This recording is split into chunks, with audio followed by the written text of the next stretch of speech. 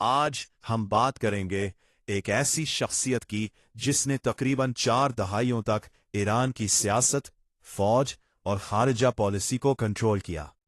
ये शख्सियत है अली खामेनेई, जो ईरान के दूसरे सुप्रीम लीडर थे और 1989 से लेकर 2026 तक ईरान के सबसे ताकतवर हुक्मरान रहे। अली खामेनेई 19 अप्रैल 1939 को ईरान के शहर मशहद में एक मजहबी खानदान में पैदा हुए। बचपन से ही उन्हें दीनी तालीम का शौक था। इसी वजह से वो ईरान के अहम मजहबी मरकज कौम चले गए, जहां उन्होंने बड़े उलमा से इस्लामी फिक्र और फलसफा की तालीम हासिल की। 1960 की दहाई में ईरान पर बादशाह मोहम्मद रिजा पहलावी की हुकूमत थी। उस दौर में अली खामेनेई ने शाह के खिलाफ एहतजाजी तहरीकों में हिस्सा लिया। उन सरगर्मियों की वजह से उन्हें कई बार गिरफ्तार भी किया गया और जेल भी जाना पड़ा। 1917 साल में ईरान की तारीख का सबसे बड़ा इनकलाब आया, जिसे हम इरानियन रेवोल्यूशन के नाम से जानते हैं।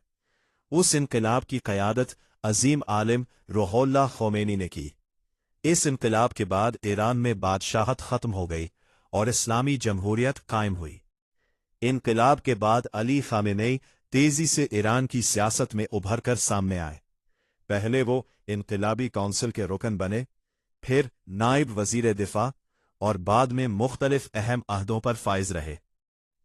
1981 में एक बम धमाके में वो शदीद जख्मी भी हुए, लेकिन उसके बावजूद उन्होंने सियासत का सफर जारी रखा।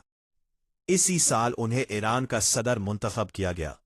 वो 1981 से 1939 तक ईरान के सदर रहे, लेकिन उनकी जिंदगी का सबसे बड़ा मोड़ 1939 में आया, जब ईरान के पहले सुप्रीम लीडर रूहुल्लाह खोमेनी का इंतकाल हुआ। तो माहिरीन की मजलिस ने अली खामेनेई को ईरान का नया सुप्रीम लीडर मुंतखब कर लिया।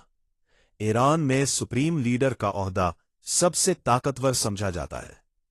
इस ओहदे के पास मुल्क की फौज, अदलिया, मीडिया और अहम हुकूमती फैसलों पर मुकम्मल इख्तियार होता है।